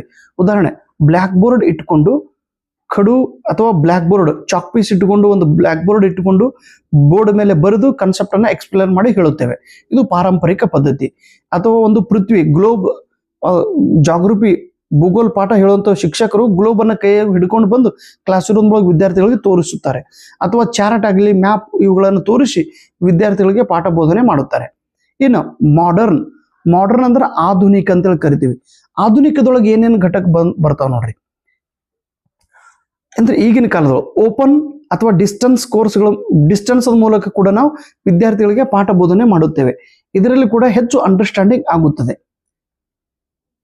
ಈಗ ಮಾಡರ್ನ್ ಒಳಗೆ ನಾವು ಕ್ಲಾಸ್ ರೂಮ್ದೊಳಗೆ ಪ್ರತ್ಯಕ್ಷ ಒಂದು ವಸ್ತು ವೇದನೆ ICT ಮೂಲಕ ಕಂಪ್ಯೂಟರ್ ಇಂಟರ್ನೆಟ್ ಸಹಾಯದಿಂದ ಕಂಪ್ಯೂಟರ್ದೊಳಗನೆ ನಾವು ಎಲ್ಲಿ ಜ್ವಾಲಾಮುಖಿ ನಡೆದಿದೆ ಅನ್ನೋದು ತೋರಿಸ್ತೀವಿ. ಏರೋಪ್ಲೇನ್ ಹೇಗೆ ಕ್ರ್ಯಾಶ್ ಆಯ್ತು ಅನ್ನೋದು ಕೂಡ ನಾವು ತೋರಿಸ್ತೀವಿ. ಮೊನ್ನೆ ಬೆಂಗಳೂರದೊಳಗೆ RCB ಸೆಲೆಕ್ಟ್ ಆಗಿತ್ತು, ಎಲ್ಲ ಕಪ್ ನಮ್ದೆ ಅಂತ ಕೂತಿದ್ದೋ ಪಾಪ, ಅದು ಸ್ಟ್ಯಾಂಪೇಡ್ ಆಯ್ತು. ಆ ಒತ್ತಡದಿಂದ ಜನ ಹೇಗೆ ಸತ್ರು ಅಂತ ವಿಡಿಯೋಗಳನ್ನು ವಿದ್ಯಾರ್ಥಿಗಳು ತೋರಿಸಿ ಜನದಟ್ಟಣೆಯಿಂದ ಆಗುವಂತ ಸಮಸ್ಯೆಗಳು ಏನು ಅನ್ನೋದ್ರ ಬಗ್ಗೆ ನಾವು ಹೇಳ್ಬೋದು. ಏರ್ ಕ್ರ್ಯಾಶ್ ಹೇಗಾಯ್ತು ಅನ್ನೋದ್ರ ಬಗ್ಗೆ ನಾವು ಹೇಳ್ಬೋದು. ವಿಡಿಯೋಗಳ ಮೂಲಕ ಪ್ರತ್ಯಕ್ಷವಾಗಿ ಆ ಸ್ಥಳಕ್ಕೆ ಭೇಟಿ ಕೊಡದೆ ಆ ಸ್ಥಳದ ಒಂದು ಪರಿಸ್ಥಿತಿ, ಹಿಮಾಲಯ ಪರ್ವತಕ್ಕೆ ಹೋಗಂದ್ರೆ ಹಿಮಾಲಯ ಪರ್ವತದ ಬಗ್ಗೆ ಮಾಹಿತಿ ಹೇಳೋದು, ಅಥವಾ ಕಾವೇರಿ ನದಿ ಚಿತ್ರ ತೋರಿಸಿ ವಿಡಿಯೋ ತೋರಿಸಿ ಕಾವೇರಿ ನದಿಯ ಬಗ್ಗೆ ಮಾಹಿತಿ ಹೇಳೋದು, ಅಥವಾ ಅಣೆಕಟ್ಟದ ಬಗ್ಗೆ ಮಾಹಿತಿ ಹೇಳೋದು. ಮೋಕ್ಷಗುಂಡಂ ವಿಶ್ವೇಶ್ವರಯ್ಯನವರು ಅಣೆಕಟ್ಟನ್ನು ಹೇಗೆ ಕಟ್ಟಿದ್ರು, ಯಾವಾಗ ಕಟ್ಟಿದ್ರು, ಹೇಗೆ ಅದರ ಬಗ್ಗೆ ಚಿತ್ರವನ್ನು ವಿಡಿಯೋನ ಮೂಲಕ ನಾವು ಪಾಠವನ್ನ ಹೇಳಲಿಕ್ಕೆ ಅನುಕೂಲ ಆಗ್ತಾರೆ. ಅಥವಾ ಒಣಕೆ ಓಬವ್ವ ಚಿತ್ರದುರ್ಗದ ಕೋಟೆಯನ್ನ ತೋರಿಸಿ ನಾವು ವಿದ್ಯಾರ್ಥಿಗಳಿಗೆ ಪಾಠವನ್ನು ಮಾಡ್ಲಿಕ್ಕೆ ಅನುಕೂಲ ಆಗ್ತಾ ಇತ್ತು. ಇನ್ನು ಇವ್ಯಾಲ್ಯೂಷನ್ ಸಿಸ್ಟಮ್, ಮೌಲ್ಯಮಾಪನ ಪದ್ಧತಿ. ಇದರಲ್ಲಿ ಯಾವ ಘಟಕಗಳು ಬರುತ್ತವೆ ಮತ್ತು types of evaluation. Evaluation in CBCS in higher education. ಅಣ್ಣ ಭಾಳ ತ್ರಾಸ ಆಗ್ಲತ್ತದ್ರಿ ನನಗೆ. ಒಂದು ಅರ್ಧ ತಾಸು ಮೇಲೆ ಆಯ್ತು ನಿಮ್ಗೆ ಕಂಟಿನ್ಯೂ ಆಗಿ ಪಾಠ ಹೇಳೋಗತ್ತೀನಿ ರೀ. ಎಷ್ಟು ಜನ ನನಗೆ ಆಶೀರ್ವಾದ ಮಾಡ್ತೀರಿ ಯಾರು ಗೊತ್ತಪ್ಪ. ಪುಸ್ತಕ ತೋರಿ ಅಪ್ಪ ನಮ್ದು